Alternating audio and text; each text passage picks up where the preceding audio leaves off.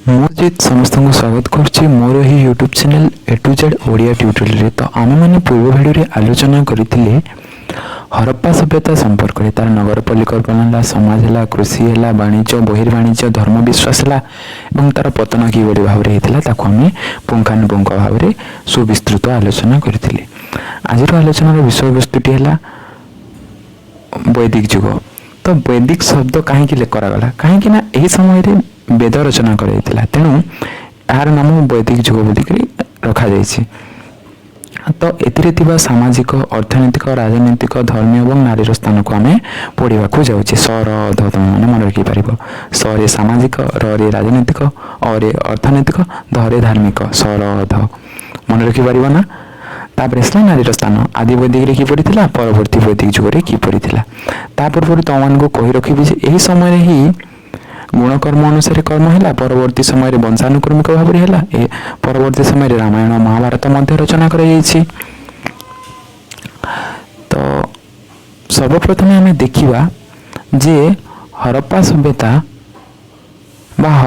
सिंधु सभ्यता, हरप्पा सभ्यतार अन्य नाम कौन ना सिंधु सभ्यता तो विलय पर भारत भूमि में कौन है गोटे महान सभ्यता गढ़ी उठी जहाँ थी वैदिक सभ्यता, वैदिक सिविलाइजेशन जहाँ को कहते जार स्रष्टा किए आर्य मैंने। यह तुम प्रसन्न कृष्ण आर्य मैंने भारतर मूल बासिंदा कि नुह, यह भिन्न भिन्न आलोचक भिन्न भिन्न मत देते से सेंट्रल एशिया आसी अच्छा मार्क्स मुलर मत दिखती। आर्य मैंने केवे भारत में प्रवेश कले ता तो भिन्न भिन्न आलोचक भिन्न मत देते जहाँकि ऋग्वेद में अनेक जो सूचना मिली थाए ता छाड़ी दियो है। वेद केते प्रकार चारि प्रकार ऋग साम यजु अथर्व। ऋग्वेद आदि वैदिक युग रचना होता बेले आउ तीनोटी वेद जो रही साम यजु अथर्व परवर्ती वैदिक युग रचित होती। से क्या बाट दे आसी ना खाइबर गिरिपथ दे आसी। अनेक वर्ष पूर्व आर्य मैंने निश्चित रूप पंजाब सप्त सिंधु बसवास करते। सर्वप्रथम आसिले पंजाब अंचल बसवास करते। से पंजाब अंचल कौन थी ना सिंधु थिला, वितस्ता विपाशा शतद्रु सरस्वती इरावती और चंद्रभागा। तुम मैंने से मन रखिपार मुझे सिंधु वितस्ता विपाशा शतद्रु सरस्वती इरावती और चंद्रभागा मुझे सिक्वेन्स कहली मन रख है निश्चित भाव में गोटे फ्लो रे पलैव। अनेक ऐतिहासिक ऋग्वेदर रचना को भिन्न भिन्न मत देते। तो मुझे पढ़ी से कही 1500 रु 1000 और 1000 रु 600 है। वेद विद्रोह आसी विद्रोह अर्थ है नॉलेज जहाँकि धर्म ग्रंथ अटे। वेद को स्मृति बोली मध्य कहुए कहीं शुणी शुणी मन रखा जाए से स्मृति बोली मध्य कहुए। ऋग्वेदिक युग तो ऋग्वेदिक युग ठारू आम भारत इतिहास जगत को प्रवेश करपर।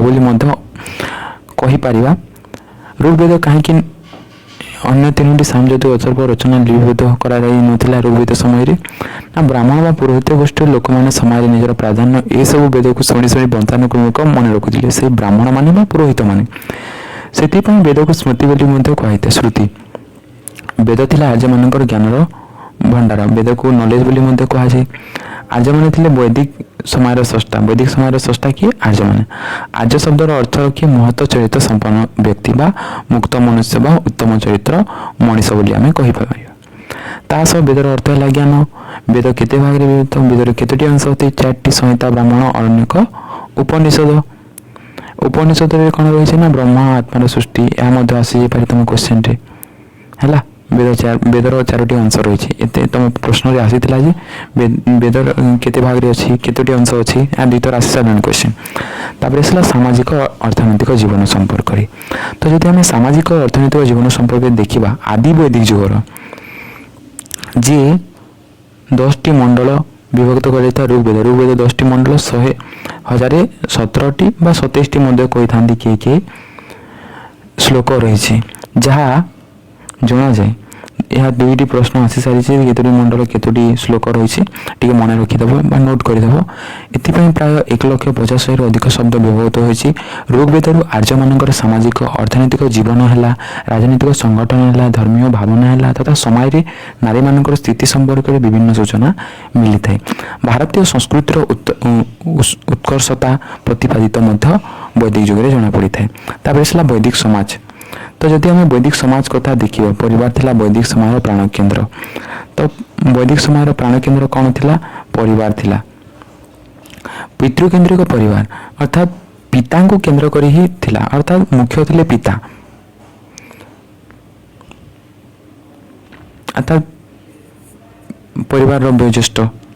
कूलर मुख्य को किए कौन कहला ना कूलप कूलपति गृहपति। यह मध्य तुम प्रश्न पूर्व आसी सारी ना कूलर मुख्य कौन कहुए कूलप कूलपति गृहपति वज्रपति कहुए। आदर्श पारिवारिक जीवन गुरुत्व दे था से पिता माता संताति को नहीं यौथ परिवार गोटे बड़ फैमिली बोली कहि परिबा। परिवार रे शांति श्रृंखला बजाय रखा गोटे कर्तव्य कहीपर। समस्त सम्मान सह रहा, सम्मान प्रदर्शन करवा। गृहकर्ता परिवार समस्त सभ्य को समान दृष्टि देखुले, अर्थात समस्ते इक्वाल। आदि वैदिक जुगर कथा जदि आम कह समस्त भल मंद सुरक्षा तथा शिक्षा दीक्षा दायित्व पितांकर जेपरी वर्तमान समय रही से समय मजे वर्तमान समय कथा को तुम पूर्व समय कथा सह कनेक्ट करदेल जदि तुम निश्चित भाव में वैदिक जुग बुझीगल से समय जहाँ था बर्तमान ताहा अच्छी टिके टिके चेंजेस देखा जाउछि। समस्त भल मंद सुरक्षा शिक्षा दीक्षा आम फैमिली जेपरी बापा नहीं था से कुलपति परिवार मुख्य नहीं था। परिवार समस्त मध्य उत्तम संपर्क रखी था। से नैतिकता मूल्यबोध आर्य जीवन गोटे आधार थिला। वर्तमान मध्य गोटे मोरालिटी आम शिखाऊे ना आम पिलामानंकु दया क्षमा उदारता बोली मानवीय गुणर परिपूर्ण हेबा थिला समस्तंकर काम्य। गृहकर्तार आदेश को अमान्य दंडित होगा पड़ुले। आम जदि किसी बापा कहले ताले आम समस्ते मानुछे ना बापा कहले जा तू बजार को जा किसी आणबू ताको आम मानुचे सब ठीक से पुलिस समय था ना कहते ना रागिक। आर्य मैंने सरल तथा उन्नत जीवन करुले। सरल जीवन उन्नत चिंतन से आदर्श थिला। तो से जीवन उन्नत चिंतन आदर्श थिला, सरल जीवन जीउथिले। ऋग्वेदर श्रेष्ठ देवता किए थिले ना इंद्र। परवर्ती जुगर किए थिले विष्णु। बासगृह आर्य मानकर जीवन थिला ग्राम्य जीवन पर परिचित। से गाँव में बसवास करुले। प्राकृतिक परिवेश मध्य आर्य मानकर ग्राम गुड़िक गढ़ी उठी से नेचर सह रही चेष्टा करुले। से काठ है बांस है नड़ा है माटी घर तैयारी करुले। प्रत्येक गृह रे एक अग्निशाला थिला। अग्निशाला तो रही था बैठक स्थान थिला बसवाई। मीटिंग जो कहे बैठक मीटिंग जहाँ कहे ना नारी मान स्वतंत्र कोठरी निर्माण कर ग्रामवास गृहर सुरक्षा आर्य मान गृह ग्राम चतुर्पार्श्व प्राचीर व गछ लतार बाड़ दि जाता। बर्तमान समय जपरी आम गोटे बाउंड्री दूसरे घर चतुर्पार्श्व जो स्कूल तैयारी होची ता चतुर्पार्श्व बाउंड्री रोचे से भाव में आर्य मान घर में से गछ लता बा गोटे पाचेरी दि जाऊँगी। ऋग्वेद नगर शब्द उल्लेख नथिले भी केतेक स्थान में पुर शब्द व्यवहार कर नगर ना किंतु पुर शब्द व्यवहार होती। माटी निर्मित दुर्ग को से पुर कहवा अनुमान कर। माटीर निर्मित दुर्ग को से कौन कहते ना पुर बोली कहते। प्रत्नतात्विक खनन जो हरियाणा भगवानपुर ठारे 13 कोठरी विशिष्ट एक प्राचीन गृह ध्वंसावशेष आम देखा पाऊ। अनुमान कर बृहत गृहटी एक बड़ यौथ परिवार किंबा आर्य जनगोष्ठीर एक केन्द्र बोली मन कर। खाद्य तो आदि वैदिक जुगर सामाजिक जीवन जदि आम देखा खाद्य गोटे मुख्य भूमिका ग्रहण करते अपरिहार्य कहीपर। से निरामिषासी थे। गहम जब बाली दुग्ध आदि खाद्य सेवन करने सह आमिष भक्षण बारण कर चाहिए मेढ़ा छेली गृहपालित पशु आदि को से भक्षण कर मांस को। ऋग्वेद गोरु हत्या को बारण कर। उत्सव और यज्ञ आदि पर्वपर्वाणी सम एवं नामक और सुरा नामक थिला। सम नामक वृक्ष रस को देवता अर्पण करता। सुरा नामक रस को मद्यपान रूप में व्यवहार कर। तुम गोटे क्वेश्चन आसी जाए है मन रखिदेव। पोशाक परिच्छेद वैदिक जुगे लोक मैंने तुला पशम चर्म निर्मित पोशाक पिंधा पसंद करते। पोशाक गुड़िक विभिन्न रंग बेरंग था। वर्तमान समय जब गोटे स्टाइल करुचे ना आम भिन्न भिन्न कलर ड्रेस पिंधुचे किए व्हाइट शर्ट सह ब्लैक पैंट पिंधुचे। तत्कालीन समय रंग बेरंग पोशाक गुड़िक था। आर्य मान वस्तु को 3 भाग में विभक्त कर निवास अधिवास। निबी कहले शरीर निम्न थी बास कहले ऊपर एवं अधिवास कहले सब आवृत होगी शर्ट पैंट कहे जहाँ वर्तमान समय है। यह सहित अंतवस्त्र व्यवहार करता अंतवस्त्र तो तुम मैंने समस्ते जानी किसी कहवाक पड़ो ना तुम मैंने जेहेतु एड़े गले अंतवस्त्र कौन जान କି ବିଚକ୍ଷଣ। ମଣିଷୀମାନେ ମୃଗ ଚର୍ମ ପରିଧାନ କରୁଥିଲେ, ପୁରୁଷମାନେ ମୁଣ୍ଡରେ ପଗଡ଼ି ପିନ୍ଧିବାକୁ ଭଲ ପାଉଥିଲେ, ପଗଡ଼ି ପିନ୍ଧୁଥିଲେ ସେ ସମୟରେ। ନାରୀମାନେ ଶାଢ଼ୀ ପିନ୍ଧୁଥିବା ବେଳେ ପୁରୁଷମାନେ ଧୋତି ପିନ୍ଧିବାକୁ ପସନ୍ଦ କରୁଥିଲେ। ଆମେ 90 ସେଞ୍ଚୁରୀ କଥା ମନେ ପକାଇଥିବା, 1950-60 ବେଲେ ଟିକେ ସେମିତି ହେବ ନା। ବର୍ତ୍ତମାନ ସମୟରେ ସମସ୍ତେ ସାର୍ଟ ପ୍ୟାଣ୍ଟ ପିନ୍ଧୁଛନ୍ତି ହେଲା। ଉଭୟ ନାରୀ ଓ ପୁରୁଷ ବିଭିନ୍ନ ପଥରର ଅଲଙ୍କାର ବ୍ୟବହାର କରୁଥିଲେ, ସୁନା ରୂପା ବିଭିନ୍ନ ପଥର ଅଲଙ୍କାର ବ୍ୟବହାର ହେଉଥିଲା। ନାରୀମାନେ କେଶ ବିନ୍ୟାସକୁ ଭଲ ପାଉଥିଲେ। ବର୍ତ୍ତମାନ ସମୟରେ କେତେ ଷ୍ଟାଇଲ କରୁଛନ୍ତି ହେଲା ଝିଅମାନେ, ଭିନ୍ନ ଭିନ୍ନ କେଶ। ତାମାନେ ସମସ୍ତେ ଦେଖୁଥିବ ବିଭିନ୍ନ ଚମଡ଼ାର ଜୋତା ମଧ୍ୟ ଆର୍ଯ୍ୟମାନେ ବ୍ୟବହାର କରୁଥିଲେ। କିନ୍ତୁ ବର୍ତ୍ତମାନ ସମୟରେ ସମସ୍ତେ ବୁଟ୍ ସ୍ୟାଣ୍ଡେଲ ମାଡ଼ୁଛନ୍ତି, ଫୁଟୱେୟାର ଗୁଡ଼ିକ। ଆମୋଦ ପ୍ରମୋଦ ତ ଟାଇମ୍ ପାସ୍ କିଭଳି ସେମାନେ କରୁଥିଲେ ଆଦି ବୈଦିକ ଯୁଗରେ। ନାଚ ଗୀତ ପୋଷା ଖେଳ ଶିକାର ଆଦି ଥିଲା ଆର୍ଯ୍ୟମାନଙ୍କର ମୁଖ୍ୟ ବିନୋଦନ। ସେମାନେ ଟାଇମ୍ ପାସ୍ ସେଭଳି କରୁଥିଲେ। ନାଚ ଗୀତ, ବଂଶୀ, ଢୋଳ, ଝାଞ୍ଜ ଆଦି ବିଭିନ୍ନ ବାଦ୍ୟଯନ୍ତ୍ର ବ୍ୟବହାର କରି ରଥ ଦୌଡ଼ ହେଲା, ମଲ୍ଲଯୁଦ୍ଧ ପ୍ରତି ସେମାନଙ୍କର ଆକୃଷ୍ଟ ଥିଲା। ନାରୀମାନେ ମୁଖ୍ୟତଃ ନାଚ ଗୀତ ପ୍ରତି ଆକର୍ଷିତ ହେଉଥିଲେ। ତାପରେ ଆମେ ଯଦି ଏଜୁକେସନ୍ କଥା କହିବା, ତାଙ୍କର ଶିକ୍ଷା ବ୍ୟବସ୍ଥା କିପରି ଥିଲା ତତ୍କାଳୀନ ସମୟରେ। ଆଦିବୈଦିକ ଯୁଗର ଶିକ୍ଷା ବ୍ୟବସ୍ଥା, ଋଗ୍ ବୈଦିକ ଯୁଗରେ କ'ଣ ହେଇଥିଲା, ଶିକ୍ଷା ପ୍ରତି ବିଶେଷ ଗୁରୁତ୍ୱ ଦିଆଯାଉଥିଲା, ଗୋଟେ ଇମ୍ପୋର୍ଟାଣ୍ଟ ରୋଲ୍ ପ୍ଲେ କରୁଥିଲା। ଉପନୟନ ପରେ ଯେତେବେଳେ ତାର ଜନ୍ମ ହେଲା, ତାର ଉପନୟନ କରାଗଲା, ବ୍ରତ କରାଗଲା, ପିଲାମାନଙ୍କୁ ଶିକ୍ଷା ଦେବା ଆରମ୍ଭ କରାଯାଉଥିଲା। ଗୁରୁକୁଳରେ କ'ଣ ବାଲକମାନେ ରହି ଶିକ୍ଷା ଗ୍ରହଣ କରୁଥିଲେ ଗୁରୁକୁଳରେ। ତ ଗୁରୁକୁଳ କିଭଳି ଥିଲା ନା ମୁକ୍ତାକାଶ, ପଢ଼ାପଢ଼ି ହେଲା। ପିଲା ଯାଇକି ସେଠାରେ ପଢ଼ାପଢ଼ି କରିବ, ଘରକୁ ଆସିବନି। ସେଠାରେ ସେ ନିଜର ଶିକ୍ଷା ଅର୍ଜନ କରିବ, ଜଙ୍ଗଲରେ କାଠ ସଂଗ୍ରହ କରିବ, ଗୁରୁ ଯାହା କହିବେ ତାକୁ ପାଳନ କରିବ, ଅକ୍ଷରେ ଅକ୍ଷରେ ଭିକ୍ଷାବୃତ୍ତି ବି କରିବ ସମୟ ପଡ଼ିଲେ। କିନ୍ତୁ ବର୍ତ୍ତମାନ ସମୟରେ ପିଲାମାନଙ୍କୁ ଟିକେ କହିଦେଲେ, ବାବୁ ଟିକେ ଦସ୍ତର ଆଣିଲୁ, ସେ କହିଦେବ ନା ସାର୍ ମୁଁ ପାରିବିନି। ସେତେବେଳେ ମୌଳିକ ଶିକ୍ଷା ବ୍ୟବସ୍ଥା ପ୍ରଚଳିତ ଥିଲା। ବେସିକ୍ ଶିକ୍ଷା ଗୁଡ଼ିକ ଶିଖାଯାଉଥିଲା। ଗୁରୁଗୃହରେ ବ୍ରହ୍ମଚର୍ଯ୍ୟ ପାଳନ ସହିତ ଶିକ୍ଷା ଗ୍ରହଣ ଓ ଚରିତ୍ର ଗଠନ ଗୁରୁତ୍ୱ ଦିଆଯାଉଥିଲା। ତତ୍କାଳୀନ ସମୟରେ ବ୍ରହ୍ମଚର୍ଯ୍ୟକୁ ପାଳନ କରାଯାଉଥିଲା, ଶିକ୍ଷା ଗ୍ରହଣ କରାଯାଉଥିଲା ଏବଂ ନିଜର କ୍ୟାରେକ୍ଟର ପ୍ରତି ଧ୍ୟାନ ଦେଉଥିଲା। ବର୍ତ୍ତମାନ ସମୟରେ ତ ପିଲାମାନେ କ'ଣ କହିଦେଉଛନ୍ତି ମାଷ୍ଟରକୁ। ସାମାଜିକ ଜୀବନ କଥା ଯଦି କହିବା, ପରିବାର, ଖାଦ୍ୟପେୟ, ପାନୀୟ ହେଲା, ପୋଷାକ ହେଲା, ଅଳଙ୍କାର ହେଲା, ଅବସର ବିନୋଦନ ହେଲା, ଶିକ୍ଷା ବ୍ୟବସ୍ଥା ହେଲା, ଔଷଧ ହେଲା ଏବଂ ନାରୀର ସ୍ଥାନ ଗୋଟେ ମୁଖ୍ୟ ଭୂମିକା ଗ୍ରହଣ କରିଥାଏ ହେଲା। ଯଦି ପଢ଼ା ଭଲ ଲାଗୁଛି ନିଶ୍ଚିତ ଭାବେ କମେଣ୍ଟ କରିବ ହେଲା, ଯାହାଫଳରେ ମୁଁ ମଧ୍ୟ ପ୍ରେରଣା ପାଇବି ଯେ ନା ମୁଁ ଭଲ ପଢ଼ି ପାରୁଛି, ପିଲାମାନଙ୍କୁ ଏଣ୍ଟରଟେନମେଣ୍ଟ କରିପାରୁଛି। ତେଣୁ ଭିଡ଼ିଓ ବନେଇବା ପାଇଁ ଉତ୍ସାହ ହେବ, ସମୟ ଟିକେ ବାହାର କରିକି ତୁମମାନଙ୍କ ସହ ଟିକେ ବାର୍ତ୍ତାଳାପ କରିବା ପାଇଁ ସୂଚନା ସମୟ ମଧ୍ୟ ପାଇପାରିବି। ତ ଜାତି ପ୍ରଥା, ବର୍ତ୍ତମାନ ଯେପରି କାଷ୍ଟ ସିଷ୍ଟମ ଅଛି, ତତ୍କାଳୀନ ସମୟରେ ସେଭଳି କାଷ୍ଟ ସିଷ୍ଟମ ନଥିଲା। ଯିଏ ଯାହାକୁ ପାଇଲା ବିବାହ କରିପାରୁଥିଲା। ବର୍ତ୍ତମାନ ତ କେତେ କାଷ୍ଟ ସିଷ୍ଟମ କେତେ କ'ଣ ହେଇଯାଇଛି। ଆଦିବୈଦିକ ଯୁଗ ସମୟରେ ଜାତି ପ୍ରଥା ପ୍ରଚଳିତ ନଥିଲା। ଏହା ତ ମୋର ଗୋଟେ ପ୍ରଶ୍ନ ଆସେ, ଆଦିବୈଦିକ ଯୁଗରେ କ'ଣ ପ୍ରଚଳିତ ନଥିଲା ନା ଜାତି ପ୍ରଥା ପ୍ରଚଳିତ ନଥିଲା, କାଷ୍ଟ ସିଷ୍ଟମ ନଥିଲା। ସାମାଜିକ ସମତା ଥିଲା ସମାଜର ବୈଶିଷ୍ଟ୍ୟ, ସମସ୍ତେ ଇକ୍ୱାଲ ଥିଲେ। ଋଗ୍ବେଦରେ ବର୍ଣ୍ଣ ଶବ୍ଦ ଜାତି ଅର୍ଥରେ ବ୍ୟବହୃତ ନୁହେଁ, ମଣିଷର ବର୍ଣ୍ଣକୁ ବୁଝାଯାଉଥିଲା। ଅର୍ଥାତ୍ ସେ ଯେପରି କର୍ମ କରିବ, ଗୁଣ ଅନୁସାରେ ଗୁଣକର୍ମ ଅନୁସାରେ ହିଁ ସେ ସେଭଳି ବର୍ଣ୍ଣ ଧାରଣ କରୁଥିଲା, ବା ସେ ବର୍ଣ୍ଣରେ ସେ ଥିଲା ବୋଲି ଆମେ କହିପାରିବା, ବୃତ୍ତି ଗ୍ରହଣ କରୁଥିଲା। ଆର୍ଯ୍ୟମାନେ ନିଜ ଇଚ୍ଛା ଅନୁସାରେ ବୃତ୍ତିକୁ ଗ୍ରହଣ, ଅକୁପେସନ୍ ଯାହାକୁ କହୁଛେ, ସେମାନେ ଗ୍ରହଣ କରୁଥିଲେ ନିଜର ବୃତ୍ତି। ଶିକ୍ଷକ ଯେପରି ଶିକ୍ଷାଦାନ କରିବ, ବ୍ରାହ୍ମଣ ମଧ୍ୟ ଶିକ୍ଷା କରିବ, ବ୍ରାହ୍ମଣ ମଧ୍ୟ ଛୋଟ କାମ କରିପାରିବ, ସେପରି କୌଣସି ନଥିଲା। ବ୍ରାହ୍ମଣ ବୋଲି ନୁହେଁ, ଯାହାର ଗୁଣ ଅନୁସାରେ ସେ ବ୍ରାହ୍ମଣ, ସେ କ୍ଷତ୍ରିୟ, ସେ ବୈଶ୍ୟ, ସେ ଶୂଦ୍ର ହେଲା। ବୃତ୍ତି ବା ଜୀବିକା ବଂଶାନୁକ୍ରମିକ ନଥିଲା।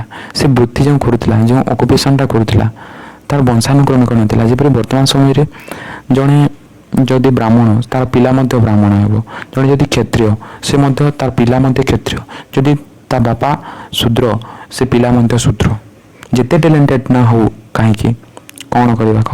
ପ୍ରତ୍ୟେକ ଆର୍ଯ୍ୟବେଦ ଶିକ୍ଷା କରିବା ସଙ୍ଗେ ସଙ୍ଗେ ସୈନିକ ରୂପେ ମଧ୍ୟ ଯୁଦ୍ଧ କରିପାରୁଥିଲେ। ସେମାନେ ଗୋଟେ ସୈନିକ ବା କୃଷକ ଉଭୟ କରିପାରୁଥିଲେ। ସମୟରେ କୌଣସି ଭେଦଭାବ ଅସ୍ପୃଶ୍ୟତା ନଥିଲା। କିନ୍ତୁ ଯୁଦ୍ଧ ପରାଜିତ ଲୋକମାନଙ୍କୁ ଦାସ ରୂପେ ବିବେଚନା କରା, ଯେଉଁମାନେ ଯୁଦ୍ଧରେ ପରାଜିତ ହେଲେ ସେମାନଙ୍କୁ ଦାସ ରୂପେ ବିବେଚନା କରାଯାଉଥିଲା। ଚାକର କରିଦେଉଥିବେ ନା। ସେମାନଙ୍କ ସ୍ଥାନ ଅନ୍ୟମାନଙ୍କ ତୁଳନାରେ ନିମ୍ନ ଥିଲା। ସେମାନଙ୍କର ସ୍ଥାନ ଯଦି ଦେଖିବା, ଅନ୍ୟମାନଙ୍କ ତୁଳନାରେ ଟିକେ ନିମ୍ନରେ ରହିବ ନା, ଯେହେତୁ ସେମାନେ ହାରିଯାଇଛନ୍ତି, ତାଙ୍କୁ ଦାସ ରୂପେ ରଖାଯାଇଛି। तापर आसला समय नारीर स्थान। यह मत गोटे इंपोर्टाट क्वेश्चन आसी थाए तुम मानकर जे समय नारीर स्थान आदि वैदिक युग समय। वैदिक युग नारी मान स्थान अति उच्चरे थिला।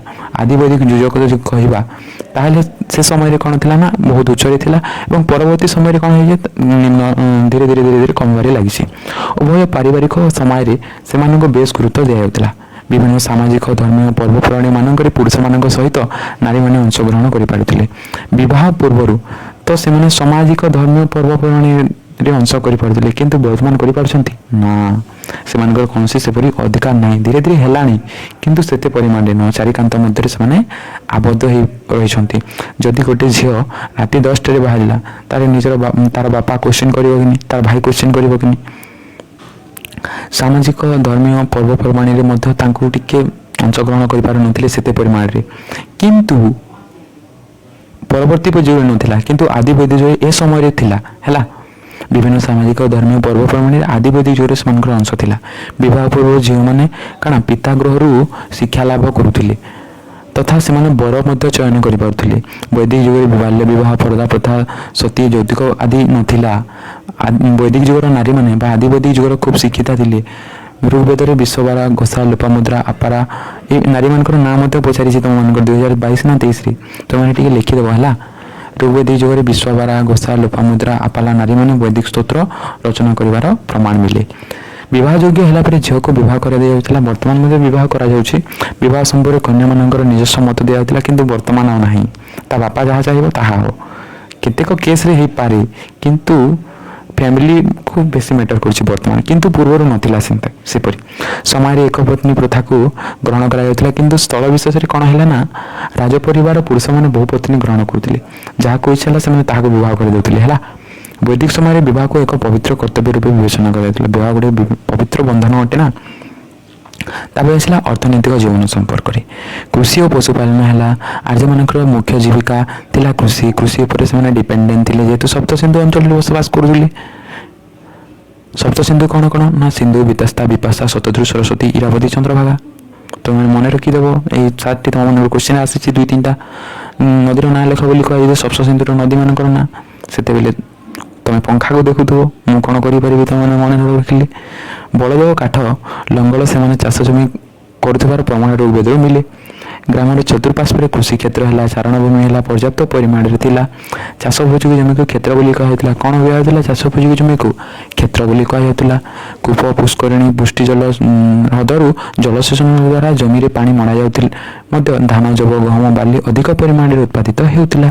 कपा और तैलबीज चाष कर कृषि क्षेत्र उर्वर करने खत जैव सार प्रयोग कर जहाँ बर्तमान अच्छी ताहा से समय था खाली टे वार्डर डिफरेन्स है। प्रचुर परिमाण में तुम मैंने पॉइंट टे मन रखिदेव। खाद्य शस्य उत्पादित हेतु खाद्यर अभाव नाला।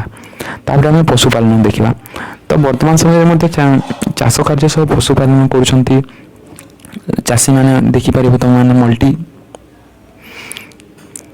कृषि सहित पशुपालन को गुरुत्व दिया। गोधन है उन्नतिर लक्षण। से समय जी गाई रखी पार्ला से धनी था किंतु वर्तमान जिते गाई रख तुम को किए पचार ना केते जमी रखीच ताहा मत वर्तमान इम्पोर्टेंट होनी किए किए चाकरी करुँच देखुंट है। गाई गोरु छेली मेंढा घोड़ा गद प्रभृति गृहपालित पशु मान जत्नर सहित पालन करायाउथिला। गाई गोरु उन्नत धनर मान्यता दियाउथिला। यार अधिकारी हेबापई आज मैंने परस्पर मध्य युद्ध करते। गाई मान संख्यार किए केते धनी दरिद्र विवेचित होता। मैं पूर्व तुम को कही सारी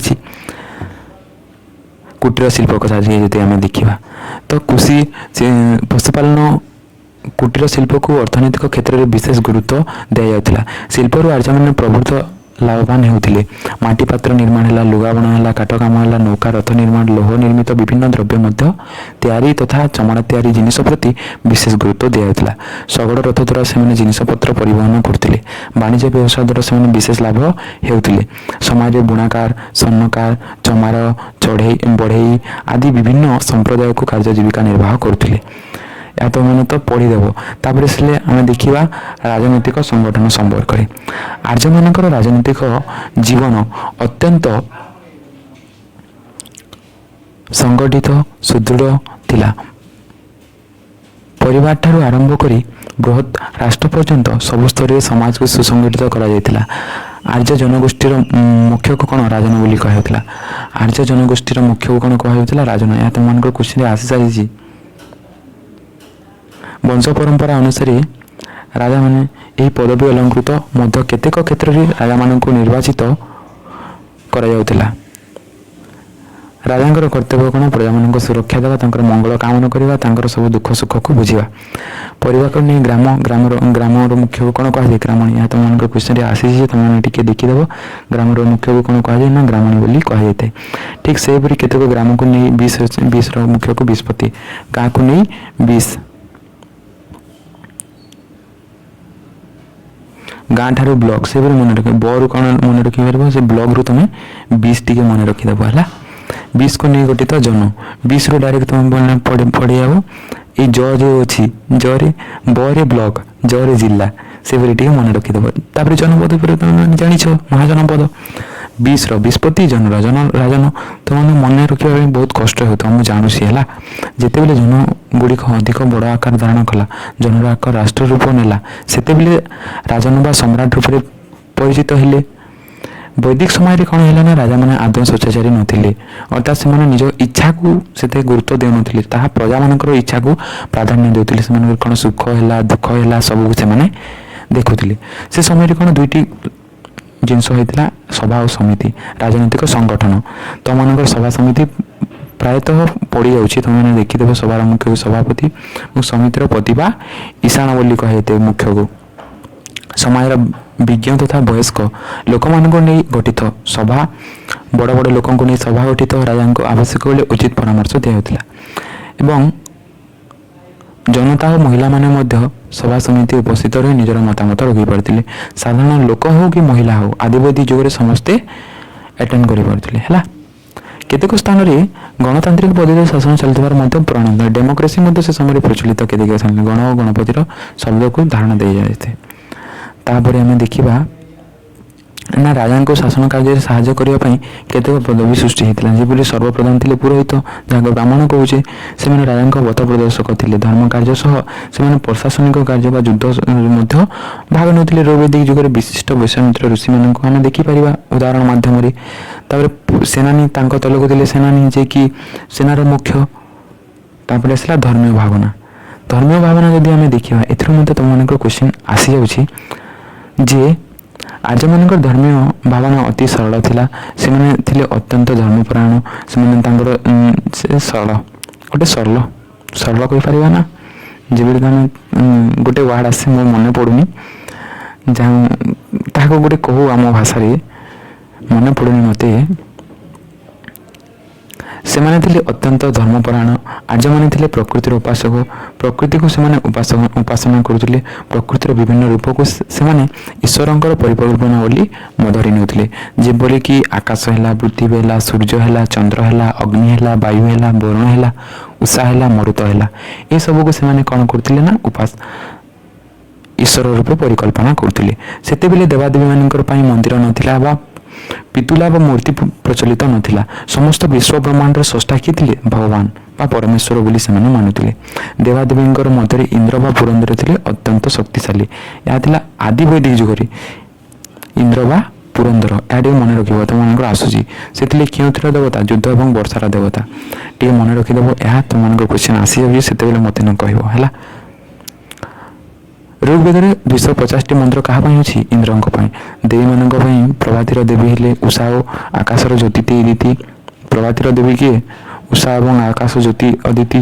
ତୁମମାନଙ୍କର କ୍ୱେଶ୍ଚିନ୍ ଆସୁଛି ନଦୀର ଦେବୀ ସରସ୍ୱତୀ, କିନ୍ତୁ ସରସ୍ୱତୀକୁ ଜ୍ଞାନ ଦେବୀ ମଧ୍ୟ ବୋଲି କୁହାଯାଇଥାଏ।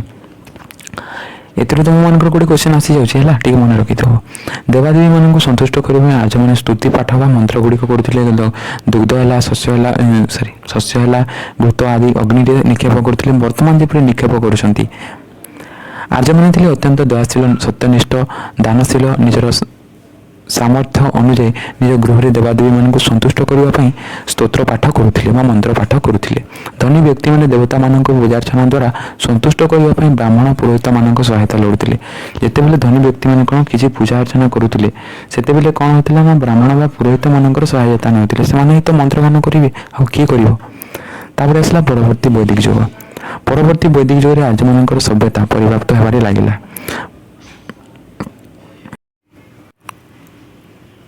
परवर्ती वैदिक युग अर्थात वैदिक युगर परवर्ती समय को ही परवर्ती वैदिक युग बोली कहा जाता है। यह समय साम यजु एवं अथर्ववेद रचना कराइला। यह समय नारी स्थान निम्न होगा लगिला एवं चारिकांत मध्य आबद्ध होबार लगिला। यह समय ही अनेक गुड़े कुप्रथार आरंभ होइछि। यही समय ही विभिन्न वर्ण जन्म अनुसार वर्ण सृष्टि होइछि। परवर्ती वैदिक युग में आर्यमानकर सभ्यता परिव्याप्त होबार लगिला। धीरे धीरे आर्यमानकर विस्तार है और उत्तर गंगा ठारू जमुना पर्यंत पूर्व और दक्षिण रे विभिन्न अंचल में सेमानकर आधिपत्य विस्तार है। अर्थात से ही सुप्रीम बोली कहले निजको। प्रत्नतात्विक ध्वंसावशेष ख्रीष्टपूर्व 1000 समय धूसर रंग चित्रित माटीपात्र विभिन्न स्थान आम देखा पाऊ। धूसर रंगर माटीपात्र देखा पाऊ। ऋग्वेद पर अन्य 3टी वेद जब साम यजु एवं अथर्ववेद तुम ए वर्ष मध्य क्वेश्चन आसीला 2024 रे जे केतोटी वेद 4टी वेद बोली पचारि साम यजु ऋग साम यजु अथर्व लिखिदेव है। ता सहित ब्राह्मण संहिता अरण्यक उपनिषद रामायण महाभारत परी महाकाव्य सबू रचित होता परवर्ती वैदिक युग समय।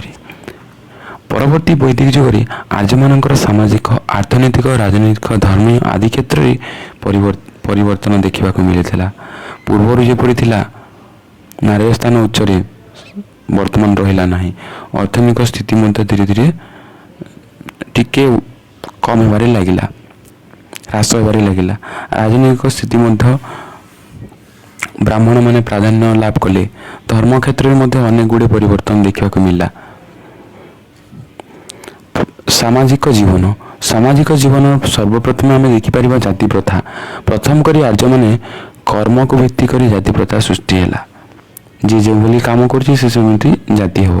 ब्राह्मण ब्राह्मण हम, क्षत्रिय क्षत्रिय हम, वैश्य वैश्य हम, शूद्र शूद्र हम नामक 4 वर्ण बा जाति समय श्रेणी विभाग सृष्टि है। देवदेवींकर पूजा जागयज्ञ शिक्षादान करुवा गोष्ठी किए? देव पूजा शिक्षादान तथा शिक्षा जागयज्ञ आदि ब्राह्मण माने करले। ता सहित जो मैंने युद्ध विद्या पारंगम हेले राजनीतिक क्षेत्र में अंशग्रहण से क्षेत्र बोली कहगला। कृषिकर्म शिल्प वाणिज्य व्यवसाय जीविका निर्वाह करुवा लोक मानक वैश्य रूपे समाज जानिला। उपरोक्त 3 श्रेणी लोकों विभिन्न कर्म जो सहायता कले सेमानंक सेवारे निजक नियोजित कले सेमानंक शूद्र बोली कहगला। कालक्रमे यही जाति प्रथा एपरी अवस्था पहुँची जाए निजर गुण दक्षता अनुसार वृत्ति परिवर्तन सहजरे हो पारा ना, ता वंशानुक्रमिक होगला। जड़े क्षत्रियर संतान जिते ज्ञानी गुणी पंडित हेले से केवे ब्राह्मण हो पार ना। ब्राह्मण क्षेत्र में निजक उच्च वर्ग अधिकारी बोली दाबी करी समस्त सुख सुविधा सर्वदा उपभोग करुले। शूद्र माने उच्च जातिर समस्त सेवा कले समय से वंचित करी रखागला। शिक्षा दिगला ना। समय क्रमे विभिन्न वृत्ति अवलंबन वर्ण गुड़िक विभाजित हो कमार बढ़ई बणिया धीवर मोची आदि जाति रूपांतरित है। तो समय क्रमे यही वर्ण गुड़िक विभाजित हो किए कमार है, किए बढ़ई है, किए धीवर है, किए बणिया है, किए मुची है, विभिन्न जाति रे परिवर्तन हो जाइए। समान वर्ण मध्य विवाह उपर गुरुत्व दिगला। बर्तमान माने तुम मैंने देखि गोटे जातिर लोक अन्य जातिर लोक को झील दिए ना, ता निज जाति मध्य दे था।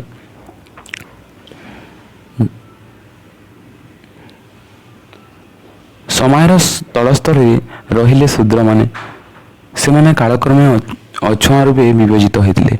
तो समस्त तलरे किए थे ना शूद्र माने जी कि समस्त सेवा करते से कालक्रमे अछुआ भाव में विभजित होते। जहाँ को आम बर्तमान समय देखि तुम मैंने अछुआर प्रचलित विशेषतः गाँव में, सहर से तो आना से सत्य कौन कहले सहर में टोटाली ना, किंतु गाँव में तू छूना तू सेठा चली जा बास को आसना पानी पी देले पानी पियंती नहीं, कौन छुई देले ताको अनियंती नहीं। ହେଲେ ହୋଟେଲରେ ଖାଇବାକୁ ଲୋକଙ୍କର ମନ ଭାରି। ମଜାକରେ କହୁଛି ହେଲା। ବିଭିନ୍ନ ସାମାଜିକ ସୁଖ ସୁବିଧାରୁ ବଞ୍ଚିତ ଶୂଦ୍ରମାନଙ୍କର ଜୀବନ ଦୁର୍ବିସହ ହୋଇପଡ଼ିଲା। ତ ଧୀରେ ଧୀରେ ସେମାନେ ସୁଖ ସୁବିଧାରୁ ବଞ୍ଚିତ ହେଲେ, ତାଙ୍କର ଜୀବନ ଦୁର୍ବିସହ ହେବାରେ ଲାଗିଲା, ଅତି ନିମ୍ନରୁ ନିମ୍ନ ହୋଇଗଲା। ଚତୁରାଶ୍ରମ ବା ବର୍ଣ୍ଣାଶ୍ରମ ବ୍ୟବସ୍ଥା। ଜୀବନକୁ ନୀତିମୟ କରିବା ପାଇଁ ଆର୍ଯ୍ୟମାନେ କ'ଣ କଲେ, ନିଜ ଜୀବନକୁ 4ଟି ଆଶ୍ରମରେ ଭାଗ କରିଦେଲେ। ବ ଗ ବସ, ତୁମେମାନେ ମନେ ରଖିପାରିବ ବ ଗ ବସ ହିସାବରେ ହେଲା। ବରେ ବ୍ରାହ୍ମଣ, ବ୍ରହ୍ମଚର୍ଯ୍ୟ, ଗରେ ଗାର୍ଗିସ୍ଥ, ବରେ ବାନପ୍ରସ୍ଥ, ସରେ ସନ୍ନ୍ୟାସ, ବ ଗ ବସ ହେଲା। ମନେ ରହିଯିବ, ତୁମମାନଙ୍କର କ୍ୱେଶ୍ଚିନ୍ ତ ଆସୁଛି, ସେଥିପାଇଁ ତୁମମାନଙ୍କୁ କହିଲି ଯେ ବ ଗ ବସ ମନେ ରଖିଦେବ ହେଲା। ମଣିଷ ଜୀବନରେ ସମଗ୍ର 4ଟି ହେଲା ବ୍ରହ୍ମଚର୍ଯ୍ୟ, ଗାର୍ହସ୍ଥ, ବାନପ୍ରସ୍ଥ ଏବଂ ସନ୍ନ୍ୟାସ। ବ୍ରତୋପନୟନ ପରେ କ'ଣ ହେଲା ନା, ଗୁରୁକୁଳରେ ସେମାନେ ବିଦ୍ୟାୟନ କଲେ। ତୁମେମାନେ ବ୍ରାହ୍ମଣ ସମୟରେ ଦେଖିଥିବ ଯେ ସେମାନଙ୍କର ବ୍ରତୋପନୟନ କରାଯାଏ। ସେମାନେ ଦେଖିଥିବ ନା, କମେଣ୍ଟ ସେକ୍ସନରେ ଜଣାଅ। ଯିଏ ଜାଣିନାହଁ ମୁଁ ତାଙ୍କୁ ଭିଡ଼ିଓ ପର୍ସନାଲି ସେଣ୍ଡ କରିବି ହେଲା। ବ୍ରତୋପନୟନ ପରେ ଗୁରୁକୁଳ ସମୟରେ ବିଦ୍ୟାୟନ କରାଯାଇଥିଲା। ଏହି ସମୟରେ ବ୍ରହ୍ମଚର୍ଯ୍ୟ ବ୍ରତ ମଧ୍ୟ ପାଳନ କରିବାକୁ ପଡ଼ିଥିଲା, ଅର୍ଥାତ୍ ଆତ୍ମସଂଯମ ରକ୍ଷା। ସଂଯମତା ଆଚରଣ କରି ବିଦ୍ୟାଲାଭ କରିବା ଥିଲା ଶିଷ୍ୟର ମୁଖ୍ୟ କର୍ତ୍ତବ୍ୟ। କଣ୍ଟ୍ରୋଲ କରିବ, ନହେଲେ ବର୍ତ୍ତମାନର ପିଲାମାନେ ଯେପରି କଣ୍ଟ୍ରୋଲ କରୁଛନ୍ତି ନା, ଏପଟ ସେପଟ ସେପଟ ଏପଟ କଦମ୍ବ ମୂଳ। ତାହା ଥିଲା ପ୍ରଥମ ଆଶ୍ରମ ବ୍ରହ୍ମଚର୍ଯ୍ୟ। ଗୁରୁଗୃହରେ ସଫଳତାର ସହିତ ଶିକ୍ଷା ଲାଭ କରିବା ପରେ ଜଣେ ଆର୍ଯ୍ୟ ସନ୍ତାନର ଗାର୍ହସ୍ଥ ଜୀବନ ଆରମ୍ଭ ହେଉଥିଲା। ତ ବ୍ରହ୍ମଚର୍ଯ୍ୟ ପରେ ତାର ଗାର୍ହସ୍ଥ ଜୀବନ। ବିବାହ କରିବା ପରେ ଆଦର୍ଶ ପାରିବାରିକ ଜୀବନ କଟାଇବା ଥିଲା ଗାର୍ହସ୍ଥ ଜୀବନର ମୂଳ ଲକ୍ଷ୍ୟ। ତ ସେ ବିବାହ କରିବ, ତାପରେ ତାର ପରିବାରକୁ ସମ୍ଭାଳିବ। ପରିବାର ଜୀବନ ସଫଳତାର ସହିତ ଅତିବାହିତ କରି ସାରିଲା ପରେ ପୁଣି ଗୋଟେ ଷ୍ଟେଜ୍ ତାର ଆସିଯିବ, ତାହା ହେଲା ବାନପ୍ରସ୍ଥ। ଏହି ସମୟରେ କ'ଣ ହୁଏ ନା, ବ୍ୟକ୍ତି ଗୃହ ସାଂସାରିକ ବନ୍ଧନରୁ ଟିକେ ଦୂରେଇ ରହିବା ପାଇଁ ଚେଷ୍ଟା କରେ। ତାପରେ କ'ଣ କରେ ନା, ସାଂସାରିକ କର୍ମରୁ ଅବସର ନେବାର ସମୟ ଆସିଯାଏ। ଜୀବନର ଶେଷ ଭାଗରେ ସଂସାରର ସମସ୍ତ ମୋହମାୟା ତ୍ୟାଗ କରି ତପସ୍ୟା କରିବାକୁ ସେ ସନ୍ନ୍ୟାସ ଆଶ୍ରମ କୁହାଯାଏ। ଏହା ଲେଖିବ ହେଲା। ତୁମର ଚତୁରାଶ୍ରମ 2 ମାର୍କ ଏବଂ 3 ମାର୍କ ଆସୁଛି। ତୁମମାନଙ୍କୁ ବାରମ୍ବାର କହି ଅଥା ଆର୍ଯ୍ୟମାନଙ୍କର ଜୀବନକୁ ନୀତି ନିୟମ ଓ ଆଦର୍ଶ କରିବାକୁ ଏ ପ୍ରକାର ବର୍ଣ୍ଣାଶ୍ରମ ବା ଚତୁରାଶ୍ରମ ବ୍ୟବସ୍ଥା କରାଯାଇଥିଲା। ତାପରେ ଆସିଲା ଶିକ୍ଷା ବ୍ୟବସ୍ଥା। ତ ପରବର୍ତ୍ତୀ ବୈଦିକ ଯୁଗରେ ଶିକ୍ଷା ବ୍ୟବସ୍ଥା ଅଧିକ ଅଶୃଙ୍ଖଳ ବ୍ୟବସ୍ଥିତ ଥିଲା। ଉପନୟନ ପରେ ଛାତ୍ରମାନେ ଗୁରୁକୁଳ ଆଶ୍ରମରେ ରହି ବେଦ ହେଲା, ଉପନିଷଦ ହେଲା, ବ୍ୟାକରଣ ହେଲା, ସାହିତ୍ୟ ହେଲା, ଦର୍ଶନ ହେଲା, ସେମାନେ ସବୁକିଛି ଅଧ୍ୟୟନ କରୁଥିଲେ। ଆମେ କହିଲେ ଚଳିବ, କମ୍ ହେବ ନାହିଁ। କ୍ଷତ୍ରିୟ ସନ୍ତାନଙ୍କୁ ଯୁଦ୍ଧ ବିଦ୍ୟା ଶିକ୍ଷା, ରାଜ୍ୟ ଶାସନ ଶିକ୍ଷା ଆଦି ପ୍ରଦାନ କରାଯାଉଥିଲା। ଗୁରୁକୁଳ ଆଶ୍ରମର ଛାତ୍ରମାନେ କୃଷି ହେଲା, ଗୋପାଳନ ହେଲା, ଖାଲି ପାଠ ପଢ଼ା ନଥିଲା।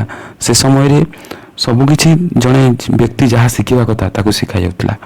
ଶାସ୍ତ୍ରଜ୍ଞାନ ସହିତ ଛାତ୍ରମାନଙ୍କୁ ଶାରୀରିକ ନୈତିକ ଶିକ୍ଷା ମଧ୍ୟ ଦିଆଯାଉଥିଲା। ବ୍ୟାୟାମ ଯେଉଁ କହୁଛେ, ଆମେ ମୋରାଲ କଥା ଯେଉଁ କହୁଛେ, ବର୍ତ୍ତମାନ ତ ଯେଉଁ ମୋରାଲ କଥା କହୁଛନ୍ତି ପିଲାମାନେ, ପାଟିକୁ ଆଉ ଯାଉନି। ଶିକ୍ଷା ସମାପ୍ତ ପରେ ଗୁରୁଙ୍କୁ ଦକ୍ଷିଣା ଦେବାର ବ୍ୟବସ୍ଥା ଥିଲା। ତୁମେମାନେ ପଢ଼ିଥିବ ପଞ୍ଚମ ଶ୍ରେଣୀରେ ଏଇ ଯେଉଁ ଗୁରୁ ଦକ୍ଷିଣା ସମ୍ପର୍କରେ ଗୋଟେ ଚାପ୍ଟରଟେ ଥିଲା। ମୋର ଫଟୋ ଚିତ୍ର ମନେ ପଡ଼ିଗଲା, ତୁମମାନଙ୍କୁ କହୁଛି ହେଲା। ତାପରେ ଆସିଲା ପରବର୍ତ୍ତୀ ବୈଦିକ ଯୁଗରେ ନାରୀର ସ୍ଥାନ। ଏହା ତୁମମାନଙ୍କର 2 ଥର କ୍ୱେଶ୍ଚିନ୍ ଆସିସାରିଛି ଯେ ନାରୀର ସ୍ଥାନ ଆଦି ହେଉ ନା ପର ହେଉ, ତାହା ତୁମମାନଙ୍କର ଗୋଟେ ଚାଲି ଆସୁଛି। ଏବଂ ନାରୀମାନଙ୍କର ନାମ ଟିକେ ଲେଖିଦେବା।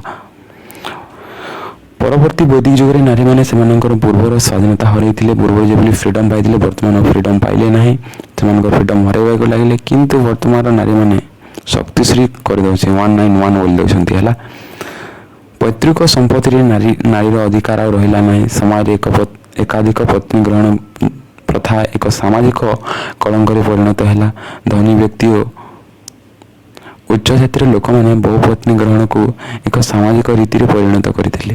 ବୈଦିକ ଯୁଗ ପରେ ନାରୀମାନେ ଆଉ ପୁରୁଷମାନଙ୍କ ପରି ସମସ୍ତଙ୍କ ସାମାଜିକ କାର୍ଯ୍ୟକଳାପରେ ହସ୍ତକ୍ଷେପ କରିପାରିଲେ ନାହିଁ।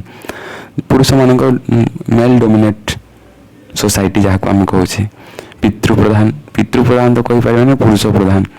ସଭା ସମିତିରେ ନାରୀମାନେ ଆଉ ମୁକ୍ତ ଭାବରେ ଅଂଶଗ୍ରହଣ କରିପାରିଲେ ନାହିଁ। ଏକାଧିକ ପତ୍ନୀକରଣ, ସତୀ ପ୍ରଥା, ବାଲ୍ୟ ବିବାହ, ଯୌତିକ ପ୍ରଥା ବୋଲି ଅନେକ ଗୁଡ଼ିଏ କୁପ୍ରଥା ଦେଖିବାକୁ ମିଳିଲା, ଯାହା ଶୋଚନୀୟ ହୋଇପଡ଼ିଲା। ପର୍ଦ୍ଦା ପ୍ରଥାର ପ୍ରଚଳନ ଥିଲେ ବି ନାରୀମାନେ ଶିକ୍ଷା ଲାଭ କରିପାରୁଥିଲେ। ଉଚ୍ଚ ନିଚ ଜାତି ମଧ୍ୟରେ ବୈବାହିକ ସମ୍ପର୍କକୁ ବାରଣ କରାଗଲା। ବର୍ତ୍ତମାନ ମଧ୍ୟ ସମୟରେ ଆମେ ଦେଖୁଛେ ଏହି ଜିନିଷ ଗୁଡ଼ାକ। ଏଥିରେ ଗାର୍ଗୀ, ମୈତ୍ରୀ ପରି ଜ୍ଞାନୀଗୁଣୀ ଥିଲେ।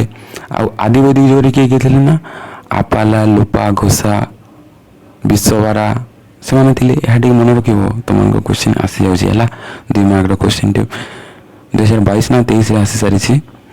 ତାପରେ ଆସିଲା ଅର୍ଥନୈତିକ ଜୀବନ। ପରବର୍ତ୍ତୀ ବୈଦିକ ଯୁଗରେ ଲୋକମାନଙ୍କର ଅର୍ଥନୈତିକ ଜୀବନ ବ୍ୟାପକ ସୁଦୃଢ଼ ହୋଇଥିଲା। ଜନସଂଖ୍ୟା ବୃଦ୍ଧି ତଥା ଆବଶ୍ୟକତାକୁ ଦୃଷ୍ଟିରେ ରଖି ଜୀବିକା ଅର୍ଜନର ମାର୍ଗ ମଧ୍ୟ ଦେଖାଯାଇଥିଲା। କୃଷି ଥିଲା ମୁଖ୍ୟ ଜୀବିକା। ସବୁବେଳେ ତ ତୁମେ ଲେଖିଦେବ କୃଷି ଥିଲା ମୁଖ୍ୟ ଜୀବିକା, ସବୁ ସମୟରେ ସେ କୃଷି କୃଷି କୃଷି। ଆଉ ନିର୍ଦ୍ଦିଷ୍ଟ କ୍ଷେତ୍ରରୁ ଅଧିକରୁ ଅଧିକ ଉତ୍ପାଦନ ନିମନ୍ତେ ଉଦ୍ୟମ କରାଗଲା ଏବଂ 6ରୁ 24ଟି ଯାଏଁ ବଳଦକୁ ନିୟୋଜନ କରି କ୍ଷେତ କର୍ଷଣ କରାଯାଉଥିଲା। 6ରୁ 14, ବର୍ତ୍ତମାନ ତ 2ଟିକୁ ସମ୍ଭାଳି ହେଉନି, 6ରୁ 14 ଭାବି ଦେଖ। କ୍ଷେତ କର୍ଷଣ କରାଯିବା କଥା ବେଦରେ ବର୍ଣ୍ଣିତ କରାଯାଇଛି। ଲୁହାର ବ୍ୟବହାର ଥିବାରୁ କୃଷି କାର୍ଯ୍ୟ ଠାରୁ ଆରମ୍ଭ କରି ଶିକାର କରିବା ପର୍ଯ୍ୟନ୍ତ ସମସ୍ତ କ୍ଷେତ୍ରରେ ଲୁହାର ବ୍ୟବହାର ଥିଲା। କିନ୍ତୁ ତୁମେମାନେ ଯଦି ହରପ୍ପା ସଭ୍ୟତାକୁ ଚାଲିଯିବ, ସେଠାରେ ତୁମେମାନେ ଆଉ ଲୁହାର ବ୍ୟବହାର ଦେଖିବାକୁ ପାଇବ ନାହିଁ। ବିଶେଷତଃ ବ୍ରୋଞ୍ଜ, ତମ୍ବା ଭଳି ପଦାର୍ଥ ଦେଖିବାକୁ ପାଇବ। ପରବର୍ତ୍ତୀ ବୈଦିକ ଯୁଗରେ ବୈଷୟିକ ଜ୍ଞାନର ମାନ୍ୟତା ବୃଦ୍ଧି ପାଇଥିଲା। ଟେକ୍ନୋଲୋଜି ଯାହାକୁ କହୁଛେ, ହସ୍ତଶିଳ୍ପର ପ୍ରଭୁତ୍ୱ ଉନ୍ନତି ସାଧିତ ହେଲା। ଉନ୍ନୟନ ବୟନଶିଳ୍ପ, ସୂତା କାଟିବା, ଲୁଗା ବୁଣିବା ଭଳି ହସ୍ତଶିଳ୍ପ ଦେଖିବାକୁ ମିଳିଲା। ଅଳଙ୍କାର ନିର୍ମାଣ, ଲୌହ କର୍ମ, କାଠ କାମ ଆଦି କାର୍ଯ୍ୟରେ ନିଜକୁ ମଗ୍ନ ରଖୁଥିଲେ। ଏ ଯୁଗରେ ତମ୍ବାର ବ୍ୟବହାର ଜାଣିଥିବାରୁ ତମ୍ବାରେ ଗୃହ ଉପକରଣ, ଅଳଙ୍କାର, ଅସ୍ତ୍ର ମଧ୍ୟ ତିଆରି କରାଯାଉଥିଲା। ପ୍ରତ୍ନତାତ୍ତ୍ୱିକ ଖନନରୁ 1000 ଖ୍ରୀଷ୍ଟପୂର୍ବ ପରବର୍ତ୍ତୀ ସମୟରେ ଲୌହ ଧାତୁରେ ନିର୍ମିତ ଉପକରଣ ମଧ୍ୟ ଆବିଷ୍କୃତ ହୋଇଛି। ତମ୍ବା ଲୁହା ବ୍ୟତୀତ ସୁନା, ରୂପା, ଟିଣ, ସୀସା ବ୍ୟବହାର ଏ ସମୟରେ ପ୍ରଚଳିତ ଥିଲା। ଏହି ସମୟରେ ନିର୍ମିତ କଳା, ନାଳି, ଧୂସର ରଙ୍ଗର ମାଟିପାତ୍ର ଅଧିକ ପରିମାଣରେ ପଶ୍ଚିମ ଉତ୍ତରପ୍ରଦେଶ, ବିହାର ଅଞ୍ଚଳରୁ ଆବିଷ୍କୃତ ହୋଇଛି। ଏହା ମଧ୍ୟରେ ଧୂସର ରଙ୍ଗର ଚିତ୍ରିତ ମାଟିପାତ୍ରର ବହୁଳ ବ୍ୟବହାର ଉଲ୍ଲେଖଯୋଗ୍ୟ ଅଛି। ତା ସହ ବ୍ୟବସାୟ ବାଣିଜ୍ୟରେ ମଧ୍ୟ ଲୋକମାନେ ନିୟୋଜନ ଥିଲେ, ଯାହାକୁ ଲୋକମାନଙ୍କୁ ବଣିକ ବୋଲି କୁହାଯାଉଥିଲା, ଯେଉଁମାନେ ବାଣିଜ୍ୟ ବ୍ୟବସାୟରେ ନିୟୋଜନ ଥିଲେ। ଗମନାଗମନର ସୁବିଧା ଥିଲା, ରାସ୍ତାଘାଟ ମଧ୍ୟ ଥିଲା। ନୌକାର ବ୍ୟବହାର ମଧ୍ୟ ଅଧିକ ଗତିଶୀଳ କରିପାରିଥିଲା। କାହାକୁ? ଟ୍ରେଡ୍ ଆଉ କମର୍ସକୁ, ବାଣିଜ୍ୟ ଏବଂ ବ୍ୟବସାୟକୁ। ସ୍ଥଳପଥରେ ହାତୀ, ଘୋଡ଼ା, ଗଧ, ଶଗଡ଼ ବ୍ୟବହାର କରାଯାଉଥିବା ବେଳେ ପରବର୍ତ୍ତୀ ବୈଦିକ ଜାତି ପରି ବୃତ୍ତି ବଂଶାନୁକ୍ରମିକ ଥିଲା, ବାଇ ବର୍ଥ ଥିଲା ହେଲା। କିନ୍ତୁ ଆଦି ବୈଦିକ ଯୁଗରେ ଗୁଣକର୍ମ ଅନୁସାରେ ଥିଲା। ଅନ୍ତଃ ବାଣିଜ୍ୟ ସାଙ୍ଗକୁ ବହିର୍ବାଣିଜ୍ୟ ମଧ୍ୟ ପ୍ରସାର ଲାଭ କରିଥିଲା। ଅର୍ଥାତ୍ ନିଜ ଦେଶ ମଧ୍ୟରେ ଯେଉଁ ବାଣିଜ୍ୟ ହୁଏ ତାକୁ ଅନ୍ତର୍ବାଣିଜ୍ୟ ଏବଂ ଦେଶ ବାହାରକୁ ଯାଇ ଯେଉଁ ବାଣିଜ୍ୟ ହୋଇଥାଏ ତାହା ହେଲା ବହିର୍ବାଣିଜ୍ୟ। ଧର୍ମୀୟ ଭାବନା। ପରବର୍ତ୍ତୀ ବୈଦିକ ଯୁଗରେ ଧର୍ମରେ ଅନେକ ଜଟିଳତା ପ୍ରବେଶ କଲା। ବୈଦିକ ଯୁଗର ସରଳତା କ୍ରମେ କ୍ରମେ ହ୍ରାସ ପାଇଲା। ନାନା ପ୍ରକାର ଜଟିଳ ପୂଜା ପଦ୍ଧତି ସାଙ୍ଗକୁ ବିଭିନ୍ନ କୁସଂସ୍କାର, ଅନ୍ଧବିଶ୍ୱାସ ଧର୍ମ ପ୍ରବେଶ କରି ଲୋକଙ୍କ ଧର୍ମୀୟ ଭାବନାକୁ କ୍ଷତିଗ୍ରସ୍ତ କଲା। ଭୂତ, ପ୍ରେତ, ଡାଆଣୀ, ଗୁଣି ଗାରେଡ଼ିରେ ଲୋକମାନେ ବିଶ୍ୱାସ କରିବାକୁ ଲାଗିଲେ। ଇନ୍ଦ୍ର, ବରୁଣ, ଅଗ୍ନି ଦେବତାମାନଙ୍କ ଗୁରୁତ୍ୱ ହ୍ରାସ ପାଇଲା। ପ୍ରଜାପତି ବିଷ୍ଣୁ ଗୁରୁଙ୍କର ଲୋକପ୍ରିୟତା ବୃଦ୍ଧି ପାଇଲା। ସୃଷ୍ଟିକର୍ତ୍ତା ରୂପେ ପ୍ରଜାପତି ପ୍ରତିଷ୍ଠା ଲାଭ କରିଥିଲେ। ସୃଷ୍ଟିକର୍ତ୍ତା କିଏ? ପ୍ରଜାପତି, ଯାହାକୁ ବ୍ରହ୍ମା ବୋଲି କହୁଛେ। ଋଗ୍ବେଦରେ ରୁଦ୍ର ଶିବ ରୂପେ ପରିଗଣିତ ହେଲେ। ଗନ୍ଧର୍ବ, ଅପ୍ସରା, ନାଗମାନେ ଅର୍ଦ୍ଧଦେବଦେବୀ ରୂପେ ପୂଜା ପାଇଲେ। ପୂଜା ପଦ୍ଧତିରେ ଯାଗଯଜ୍ଞର ଭୂମିକା ଗୁରୁତ୍ୱପୂର୍ଣ୍ଣ ମନେ ହେଲା। ବିଭିନ୍ନ ମନ୍ତ୍ର ପାଠ କରି ଯଜ୍ଞ କଲେ। ବିଭିନ୍ନ ମନ୍ତ୍ର ହେଲା, ଯାହାକୁ ସନ୍ତୁଷ୍ଟ କରିବା ଯଜ୍ଞକୁ ଆସିବା ପୁରୋହିତ ବ୍ରାହ୍ମଣମାନେ ଘୋଷଣା କଲେ। ଯଜ୍ଞରେ ପଶୁ ବୋଲି ମଧ୍ୟ ଦେଖିବାକୁ ମିଳିଲା। କ'ଣ ପଶୁ ବୋଲି ଦିଆଯାଉଥିଲା ସେ ସମୟରେ ମଧ୍ୟ। କର୍ମବାଦକୁ ବ୍ରାହ୍ମଣମାନେ ପ୍ରସାରିତ କଲେ। ସତ୍କର୍ମ ଦ୍ୱାରା କର୍ମକୁ ପ୍ରାଧାନ୍ୟ ଦିଆଗଲା। ମାୟା, ମୋହ, ମୁକ୍ତି, ଜନ୍ମାନ୍ତରବାଦ, ଆତ୍ମାର ପୁନର୍ଜନ୍ମ ଇତ୍ୟାଦି ଧାରଣା ଆର୍ଯ୍ୟମାନଙ୍କ ମନରେ ଗଭୀର ରେଖାପାତ କଲା। ଜୀବ ଓ ବ୍ରହ୍ମ ଏକ ଅଭିନ୍ନ। ଜୀବନର ସର୍ବଶ୍ରେଷ୍ଠ ଲକ୍ଷ୍ୟ ହେଉଛି ମୋକ୍ଷ ବା ବ୍ରହ୍ମ ପ୍ରାପ୍ତି, ଅଲ୍ଟିମେଟ୍ ପିସ୍। ଏହିସବୁ ଭାବନା ଆର୍ଯ୍ୟମାନଙ୍କ ମନରେ ସୁଦୃଢ଼ ହେଲା। ପରବର୍ତ୍ତୀ ବୈଦିକ ଯୁଗୀୟ ସମୟରେ ବ୍ରାହ୍ମଣମାନଙ୍କ ପ୍ରାଧାନ୍ୟ ବହୁ ଗୁଣରେ ବଢ଼ିବାକୁ ଲାଗିଲା। ତାପରେ ଆସିଲା ରାଜନୈତିକ ଅବସ୍ଥା। ପରବର୍ତ୍ତୀ ବୈଦିକ ଯୁଗରେ କ୍ଷୁଦ୍ର କ୍ଷୁଦ୍ର ରାଜ୍ୟମାନଙ୍କର ମିଶ୍ରଣ ଫଳରେ ନୂତନ ରାଜ୍ୟ ଅଧିକାର ଫଳରେ ବୃହତ୍ ରାଜ୍ୟଗୁଡ଼ିକର ସୃଷ୍ଟି ହେଲା। କୁରୁ, ପାଞ୍ଚାଳ, କାଶୀ, କୋଶଳ, ବିଦେହ ପରି ରାଜ୍ୟଗୁଡ଼ିକର ପ୍ରାଧାନ୍ୟ ଲାଭ କଲା। ରାଜାମାନଙ୍କର କ୍ଷମତା ପ୍ରତିପତ୍ତି ବହୁ ଗୁଣରେ ବୃଦ୍ଧି ପାଇଲା। ତାଙ୍କର ପାୱାରଟା ବୃଦ୍ଧି ହେବାରେ ଲାଗିଲା। କ୍ଷମତାଶାଳୀ ରାଜାମାନେ ସମ୍ରାଟ, ରାଜାଧିରାଜ, ସାର୍ବଭୌମ ଆଦି ଉପାଧି ଧାରଣ କଲେ। କ'ଣ କ'ଣ ନା ରାଜା ମାନେ ସମ୍ରାଟ, ଏକରାଟ, ରାଜାଧିରାଜ, ସାର୍ବଭୌମ ଆଦି ଉପାଧି ଧାରଣ କଲେ। ନିଜର ପ୍ରଭୁତ୍ୱ ଓ କ୍ଷମତା ବିସ୍ତାର ପାଇଁ ସେମାନେ ବ୍ୟୟବହୁଳ ଅଶ୍ୱମେଧ ରାଜସ୍ୱ ବାଜପେୟ ଯଜ୍ଞ କରିବାକୁ ଲାଗିଲେ। ରାଜାର କ୍ଷମତା ପରେ ଅଙ୍କୁଶ ଲଗାଇବା ପ୍ରାଚୀନ ସଭା ସମିତିର ଗୁରୁତ୍ୱ ହ୍ରାସ ପାଇବାକୁ ଲାଗିଲା। ପୂର୍ବରୁ ଯେଭଳି ସଭା ସମିତି ଥିଲା ତାର ପାୱାରଟା ଥିଲା, ପରବର୍ତ୍ତୀ ସମୟରେ ଆଉ ସେଭଳି ପାୱାର ରହିଲା ନାହିଁ ବା କ୍ଷମତା ରହିଲା ନାହିଁ। ସାଧାରଣ ଲୋକଙ୍କ ପରିବର୍ତ୍ତେ ଧନୀ ଓ ସମ୍ଭ୍ରାନ୍ତ ଶ୍ରେଣୀର ଲୋକମାନେ ଶାସନ କ୍ଷେତ୍ରରେ ବହୁ ସ୍ଥାନ ଅଧିକାର କଲେ। ରାଜାକୁ ଶାସନ କ୍ଷେତ୍ରରେ ସାହାଯ୍ୟ କରିବା ପାଇଁ ବିଭିନ୍ନ ପ୍ରକାର ପଦପଦବୀ ସୃଷ୍ଟି ହୋଇଥିଲା ଏବଂ ପୁରୋହିତ, ସେନାନୀ ଶାସନର ମୁଖ୍ୟ ଅଂଶଗ୍ରହଣ କରିଥିଲେ। ଏଥିରେ ତୁମମାନଙ୍କର ଗୋଟେ କ୍ୱେଶ୍ଚନ୍ ଆସୁଛି, ସଂଗ୍ରହିତ୍ରୀ କିଏ? ନା କୋଷାଧ୍ୟକ୍ଷ। ସୂତ ସାରଥୀ ଅଟେ। କର ଆଦାୟକାରୀ କିଏ? ନା ଭାଗଦୁଗ। ଉତ୍ସବର ମୁଖ୍ୟ କିଏ? କ୍ଷତ୍ରୀ। ପଶାଖେଳ ପରିଚାଳକ କିଏ? ଆକାଶ ଭାପ। ଗଭୀ କୀର୍ତ୍ତନ ଶିକାର ପରିଚାଳକ। ଭାଗଦୁଗ ତମର କର ଆଦାୟକାରୀ ଟିକେ ପଡ଼ୁଛି ଏବଂ ସଂଗ୍ରହିତ୍ରୀ ଟିକେ ପଡ଼ୁଛି। ଏ ପ୍ରଥମ ଦୁଇଟି ମନେ ରଖିଦେବ ହେଲା ଟିକେ। ରାଜାମାନେ ଏବଂ ଆକାଶ ଭାପ ମଧ୍ୟ ତୁମର ପଡ଼ିଛି, ଗଭୀ କୀର୍ତ୍ତନ ନାହିଁ କି ଶିକାର ପରିଚାଳକ। ରାଜାମାନେ ସମସ୍ତ କ୍ଷମତା ଭୋଗ କରୁଥିଲେ ମଧ୍ୟ ସ୍ୱେଚ୍ଛାଚାରୀ ନଥିଲେ, ଅର୍ଥାତ୍ ନିଜ ଇଚ୍ଛା ଅନୁସାରେ କରୁନଥିଲେ, ପ୍ରଜା ମଙ୍ଗଳ ନିମନ୍ତେ କରୁଥିଲେ। ପାରମ୍ପରିକ ନୀତି ନିୟମ ସଚ୍ଚରିତ୍ର ଉପରେ ଗୁରୁତ୍ୱ ଦିଆଯାଉଥିଲା। ତାପରେ ଆସିଲା ରାମାୟଣ ମହାଭାରତ। ପରବର୍ତ୍ତୀ ବୈଦିକ ଯୁଗରେ ରଚିତ ଦୁଇଟି ମହାକାବ୍ୟ ରାମାୟଣ ମହାଭାରତ। ରାମାୟଣ ବାଲ୍ମୀକି ଦ୍ୱାରା ରଚିତ ହୋଇଥିବା ବେଳେ ମହାଭାରତ ବ୍ୟାସ ଦ୍ୱାରା। ଏଥିରେ 7 କାଣ୍ଡ ଥିଲାବେଳେ ସେଥିରେ 18ଟି ପର୍ବ ରହିଛି। ଏଥିରେ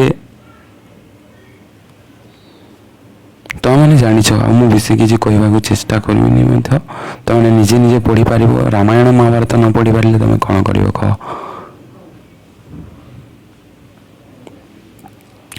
ତାପରେ ରାମାୟଣ ମହାଭାରତରେ ତ 18ଟି ପର୍ବ ଅଛି। ଶ୍ରୀମଦ୍ ଭାଗବତ ଗୀତା ହେଲା ସବୁଥିରେ ଗୁରୁତ୍ୱପୂର୍ଣ୍ଣ।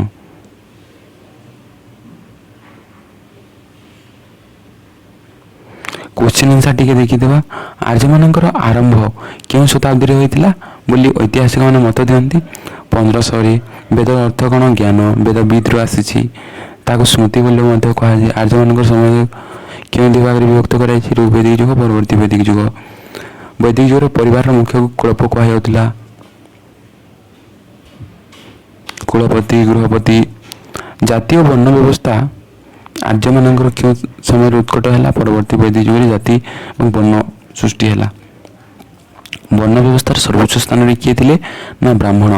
ଆଦି ବୈଦିକ ଯୁଗର ଶ୍ରେଷ୍ଠ ଦେବତା କିଏ ଥିଲେ? ଇନ୍ଦ୍ର। ଋଗ୍ବୈଦିକ ଯୁଗରେ ଜଣେ ବିଦୁଷୀ ନାମ ହେଲା ଆପାଲା ବିଷବାରା ଘୋଷା। ଆଦି ବୈଦିକ ଯୁଗରେ ରାଜାକୁ ସାହାଯ୍ୟ କରିବା ପାଇଁ କେଉଁ କର୍ମଚାରୀ ଥିଲେ? ପୁରୋହିତ ଥିଲେ ପ୍ରଧାନ, ତାପରେ ସେନାନୀ ଥିଲେ। ବୈଦିକ ଯୁଗରେ ଗ୍ରାମର ମୁଖ୍ୟକୁ ବ୍ରାହ୍ମଣ ବୋଲି କୁହାଯାଉଥିଲା। କିନ୍ତୁ ଯେତେବେଳେ ଅଶୋକଙ୍କ ସମୟରେ ଚାଲି ଆସିବ ତାହେଲେ ଗ୍ରାମୀ କ ତମେ ଲେଖିବ, କ କୁ ମନେ ରଖିବ, ଅଶୋକ ଲେଖିବ, କ ହେଲା।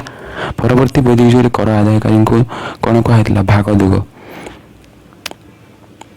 କୋଷାଧ୍ୟକ୍ଷକୁ ସଂଗ୍ରହିତ୍ରୀ ବୋଲି କୁହାଯାଉଥିଲା ହେଲା। ପରବର୍ତ୍ତୀ ବୈଦିକ ଯୁଗରେ ଆୟୋଜିତ କରାଯାଇଥିବା ଏକ ଯଜ୍ଞ ରାଜସ୍ୱ ବାଜପେୟ ଅଶ୍ୱମେଧ ହେଲା। ବୈଦିକ ଯୁଗରେ ପରିବାର ମୁଖ୍ୟକୁ କୁଳପ, କୁଳପତି, ଗୃହପତି, ବଜ୍ରପତି। ପରବର୍ତ୍ତୀ ବୈଦିକ ଯୁଗରେ କୋଷାଧ୍ୟକ୍ଷକୁ ସଂଗ୍ରହିତ୍ରୀ। ଆର୍ଯ୍ୟମାନଙ୍କର ସମାଜ ଥିଲା ପରିବାର କେନ୍ଦ୍ରିକ। ଋଗ୍ବୈଦିକ ଯୁଗରେ ସମାଜରେ ଜାତି ପ୍ରଥା ନଥିଲା। ଋଗ୍ବୈଦିକ ଯୁଗରେ ବେଦ ଋଗ୍ବୈଦିକ ଯୁଗରେ ରଚିତ ହୋଇଥିଲା। ଋଗ୍ବେଦ ବୈଦିକ ଯୁଗରେ ରଚିତ ହୋଇଥିଲା। ଆଦି ବୈଦିକ ଯୁଗ ଯାହାକୁ କହୁଛି। ବର୍ଷା ଓ ଯୁଦ୍ଧର ଦେବତା କିଏ? ଇନ୍ଦ୍ର। ରାମାୟଣ ମହାଭାରତ ପରବର୍ତ୍ତୀ ବୈଦିକ ଯୁଗରେ ରଚିତ ହୋଇଥିଲା। ଋଗ୍ବେଦରେ 10ଟି ମଣ୍ଡଳ ରହିଛି, ସେ 17ଟି ବା 28ଟି ଶ୍ଲୋକ ରହିଛି। ଆର୍ଯ୍ୟମାନଙ୍କର ଜୀବନ 4ଟି ଆଶ୍ରମ ବିଭକ୍ତ ହୋଇଥିଲା: ବଗ, ବଶ, ବ୍ରାହ୍ମଣ, ଗାର୍ଗିସ୍ଥ, ବାନପ୍ରସ୍ଥ, ସନ୍ନ୍ୟାସ। ଋଗ୍ବେଦରେ ରୁଦ୍ର